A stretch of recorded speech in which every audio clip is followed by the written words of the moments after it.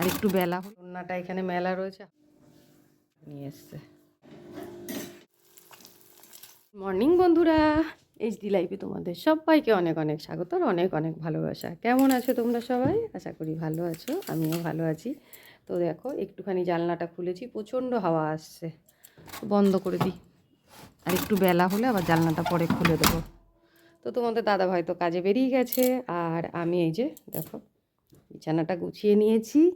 এবার যাই এক এক করে বাসি কাজগুলো সব সেরে নিই। ঠান্ডা তো প্রচণ্ড পড়েছে, আর তার সাথে হাওয়াও ছেড়েছে। তো ঘরটা পুরো অন্ধকার। দেখো জানলাটা খুললাম, তো জানলাটা খুলে কোনো লাভ হলো না, কেননা প্রচণ্ড হাওয়া ঢুকছে। তো চলো আস্তে আস্তে কাজগুলো সারি।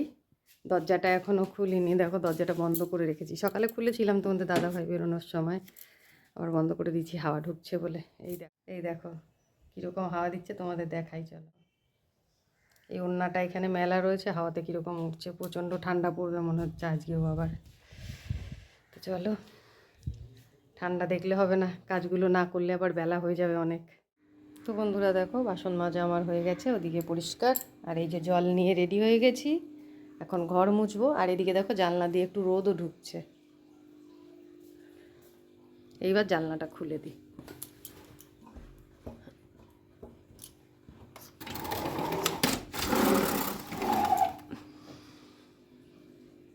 তো চলো এবার ঘরটা মুছে নিই। তো বন্ধুরা তোমরা তো দেখেই থাকবে, আমরা কিন্তু ঘরের মেঝেতে বসেই খাওয়া দাওয়া করি দুপুরবেলায়।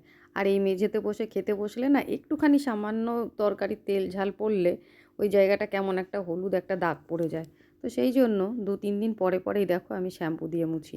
এমনি খাওয়া দাওয়া হয়ে গেলে সেদিন যদি একটুখানি বেশি কিছু পড়ে ওই জায়গাতে, তখনই কিছু একটা দিয়ে একটু শ্যাম্পু ট্যাম্পু দিয়ে আমি মুছে নিই। তবুও 2-3 দিন পর পর যদি এইভাবে না মুছে নিই, আমার আবার ভালো লাগে না।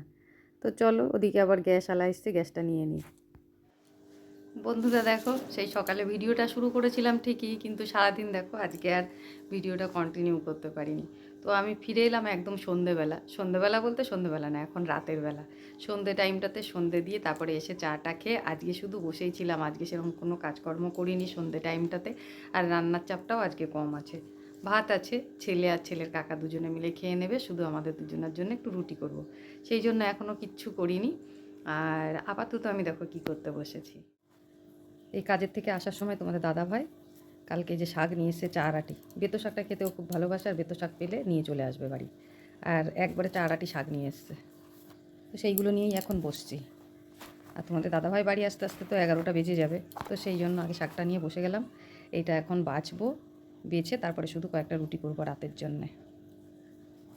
দুধ আছে, দুধ দিয়ে রুটি খাওয়া হয়ে যাবে, ওই জন্য তরকারিও আজকে আর করবো না।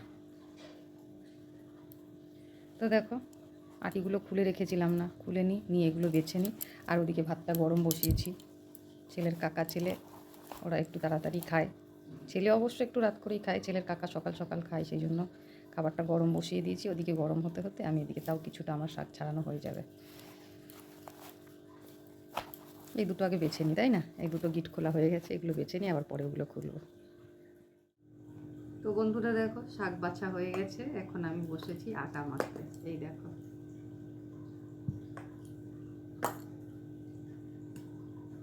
এখন 9:30 বাজছে। আটাটা মাখবো, মেখে রুটি করবো। রুটি করে তারপরে রান্নাঘরে কয়েকটা বাসন আছে, সন্ধ্যেবেলা চাটা খাওয়া হয়েছে, সেই সব বাসনগুলো সব ধোবো। তারপরে তরি তরকারি যেগুলো আছে সেই সব বাসনগুলো এই রাত্রেবেলাতেই কিন্তু খালি হয়, তো ওগুলো ধুয়ে রাখবো। এখনও অনেক কাজ আছে। সন্ধ্যে টাইমটাতে আমার রেস্ট থাকে, আর একটু রাত হলে রাতে যত আমার কাজ, জানো তো।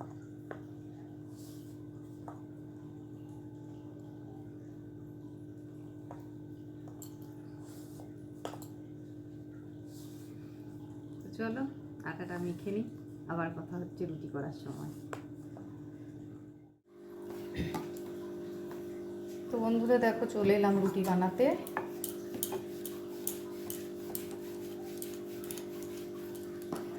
এখন বাজে 10টা, আর তোমাদের দাদাভাই বাড়িতে ঢুকবে ঠিক 11:15টায়।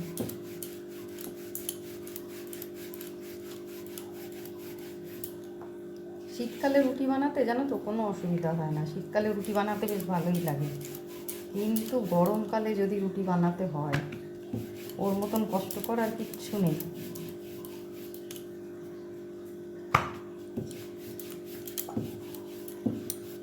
বরং শীতকালে বেশি ঠান্ডা পড়লে রান্নাঘরে এসে যদি রুটি করতে শুরু করা হয় তাহলে শীত টিত কোথায় চলে যায়। এখন আমি চাদর গায়ে দিয়ে রুটি করতে শুরু করেছি, কিছুক্ষণ পরেই চাদরটা খুলে ফেলতে হবে।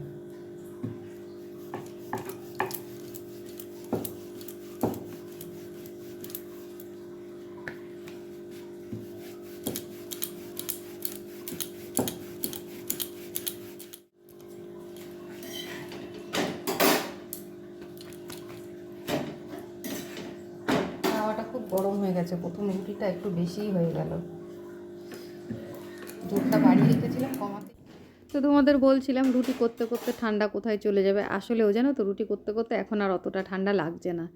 তো হয়ে গেছে রুটি আমার, আর এই যে দুটো রুটি বাকি আছে, আজকে বেশি রুটি করিনি।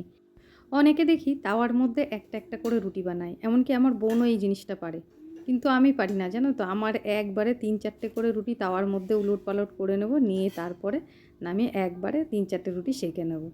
এইভাবে রুটি করে করে আমার অভ্যাস হয়ে গেছে, এখন চেষ্টা করলেও ওইভাবে হয় না। আবার অনেকে বলে এইভাবে গ্যাসে রুটি সেঁকে খাওয়া নাকি ভালো না। আর কে কার কথা শোনে, আমরা যেভাবে অভ্যস্ত আমরা সেটাই করি। তো বন্ধুরা রুটি বানানো আমার হয়ে গেছে দেখো, আর এখানে কয়েকটা বাসন আছে, বাসনগুলো আমি এখন ধুয়ে নিচ্ছি। এখন রুটি করে গ্যাস ট্যাস পরিষ্কার করে যদি গিয়ে বসে পড়ি, পরে আর বাসনগুলো ধুতে ইচ্ছা করবে না, তখন আবার বেশি ঠান্ডা লাগবে। আর তোমাদের তো আগেই বললাম রুটি করতে করতে ঠান্ডা কোথায় চলে যাবে, আসলেও দেখেছো তো চাদর টাদর খুলে দিয়েছি। তো এখন বাসন কটা ধুয়ে নিলে, গ্যাসটা পরিষ্কার করে নিলে আপাতত কিছুটা কাজ কম হবে। তারপরে আবার তোমাদের দাদা ভাই আসলে পারে তাকে খেতে দিতে হবে, ছেলেকে খাওয়াতে হবে, তারপর শোয়া। সকালবেলায় জলটা মনে হয় বেশি ঠান্ডা লাগে, প্রচণ্ড হাতে ঠান্ডা লাগে। তো সেই জন্য যতটা পারি রাত্রে এইভাবে ধুয়ে কমিয়ে রেখে দিই। এবার খাওয়ার যে বাসনগুলো বেরোবে সেগুলো যদি ধুয়ে রাখলাম তাহলে তো আরও ভালো, আর যদি না ধুয়ে রাখি হয়তো অল্প কটা সকালবেলায় ধুতে হবে। রান্নাঘরের কাজ তো মোটামুটি হয়ে গেল। আর আগে দেখো দুপুরবেলায় যে বাসনগুলো আমি ঝুড়ির মধ্যে রেখেছিলাম ধুয়ে, সেই বাসনগুলো গোছানো হয়েছিল না। এখন এই বাসনগুলো গুছিয়ে নিলেই মোটামুটি এখনকার কাজ শেষ হবে। এখন যাব ছেলেকে খাওয়াতে। তো ছেলেকে খাওয়াতে যাওয়ার আগে ছেলের জন্য একটু ডিম ভাজতে হবে, তারপরে ওকে খাওয়াতে যাব। তো বন্ধুরা আমার আজকের ভিডিওটা তোমাদের কেমন লাগলো অবশ্যই কিন্তু কমেন্টে জানিও। আর যদি ভালো লেগে থাকে একটা লাইক, কমেন্ট, শেয়ার, আর চ্যানেলে নতুন হয়ে থাকলে চ্যানেলটাকে সাবস্ক্রাইব করে আমার পাশে থাকার অনুরোধ রইল। দেখা হবে আবার পরের ভিডিওতে, ততক্ষণের জন্য টাটা বন্ধুরা।